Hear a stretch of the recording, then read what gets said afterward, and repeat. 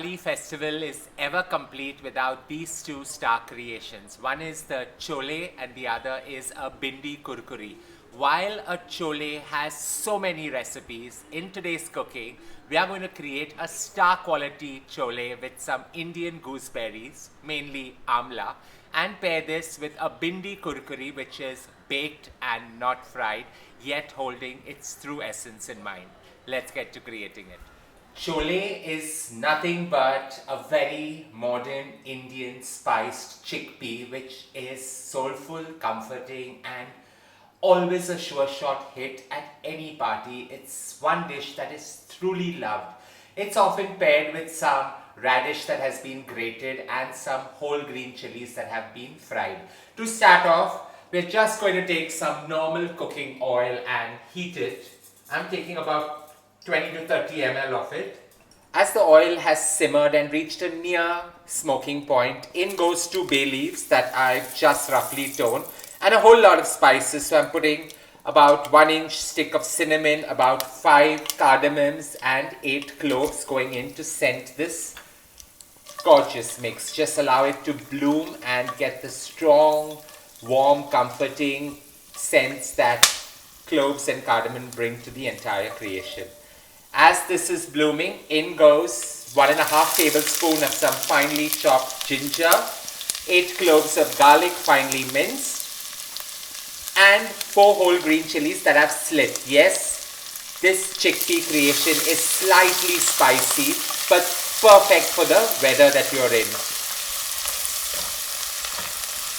As you enjoy the scent that the ginger and the garlic bring, in goes 3 red onions finely chopped, and cut it as fine as possible because you want it to give you that thick gravy. Saute it till it gets soft and mushy. As the onions have got soft, you can choose to allow it to brown, but it's totally optional and a choice that you can actually work with. In goes 3 tomatoes finely chopped, and just allow all this to cook and soften really well. As you see bits of the oil coming out, it's now time to add a little bit more tartness, and that comes with this tomato paste. So about a tablespoon to a tablespoon and a half of tomato paste is just going to sharpen the tomatoey flavor in this entire chole creation. As we are all aware, Indian food is heavily laden with spice. So in goes a teaspoon of red chili powder. I'm using the non-spice variant, that's the Kashmiri red chili powder. 1.5 teaspoon of roasted cumin powder. 1.5 teaspoon of roasted coriander powder. 1 teaspoon of the all famous gorgeous Indian garam masala going in. 1.5 teaspoon of some roasted fennel powder just to accentuate the flavor and giving it that robust earthiness. Just sweat and saute this entire creation. Sweat this for just a minute till you see it getting that beautiful brown hue. And in goes now the thing that truly takes this to the next level, and this is Indian gooseberry or amla. So I've taken about 100 grams and just cut them into wedges, and I'm putting them in. These Indian gooseberries or amla add to the piquant tart flavor of this gorgeous creation. And in case you are not able to source some, go right ahead and just use some imli or some tamarind paste. You want the Indian gooseberries to cook along with the chickpeas. So here I've got 2.5 cups of chickpeas that I soaked overnight. Put it into a pressure cooker and gave it 4 whistles. I've just boiled it with some salt. You can go right ahead, boil it with a whole lot of spices, or sometimes you can always add a tea bag just to darken the gorgeous color of the chickpea. Mix it all really well, allowing the spices to actually scent and flavor this creation. You can create this 2 ways, either dry or just add some water like I'm adding out here. All it needs now is about 1.5 cups of water. And we're just going to let this simmer and thicken for at least 35 to 40 minutes on the slowest possible simmer.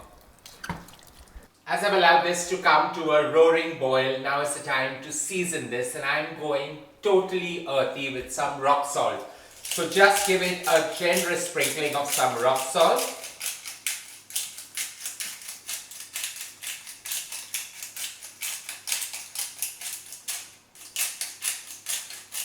My sprinkler is pretty scared of me actually, so it's going very, very slow.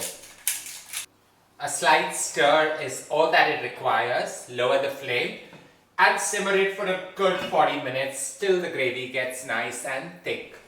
As the chickpeas are simmering on the slowest possible heat, here I've got about 800 grams of okra or ladyfinger that I've cut into really, really thin slivers, because we're just going to coat it lightly and allow it to crisp up in the oven, creating the perfect Bhindi Kurkuri or crispy bhindi or crispy okra.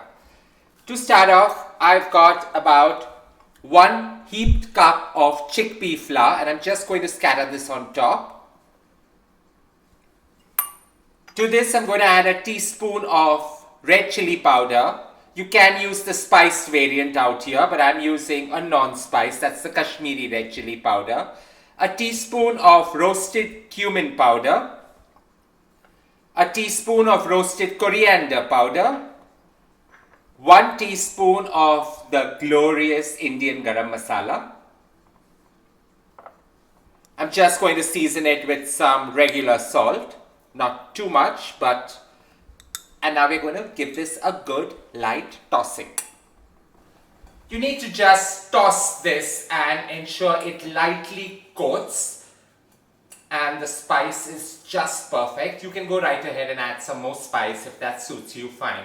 However, I'm just lightly tossing this glorious thing, and we're just going to drizzle some cold pressed mustard oil on top, and that's what's going to give it that gorgeous flavor and heat. I'm just going to drizzle about 25 to 30 ml of this glorious, sharp scenting mustard oil on this entire creation, and allow everything just to combine with each other. This goes straight on a baking tray. Just scatter it lightly and put the crumb and everything, because it just adds into the crunchiness of this gorgeous creation. So just scatter it out. And you can put it in 2 trays too if you're not comfortable with it, but this works perfectly fine as well. To get this crisp and bursting with flavor, it goes bang into a preheated oven at 200 degrees Celsius for about 40 minutes, and just watch how it crisps and crackles with each other. 40 minutes of allowing the ladyfingers or the okra to bake at 200 degrees Celsius. They've got perfectly charred and crisp, and a great meal to enjoy. This is how crisp and crunchy they have got, and they are just so decadent to enjoy.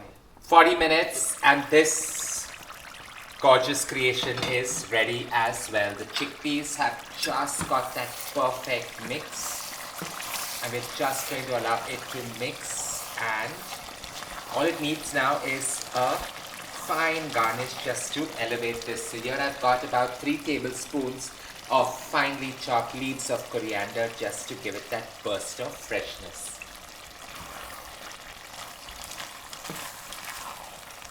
This gorgeous Indian chickpeas, or the famed chole, is a classic which is bursting with flavor, yet the Indian gooseberry or the amla has given it that piquant flavor that helps in balancing the dish, yet keeping it so true to the original. Pair this along with some radish that has been grated and some fried whole green chillies. The baked okra that is crisp, or the Bhindi Kurkuri, is a perfect accompaniment to have. You can enjoy this either with some pulao, or go right ahead and have it old school with some kulchas on the side.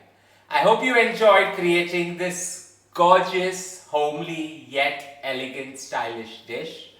Don't forget to share loads of love by hitting on the like button, and as I always say, don't forget to subscribe.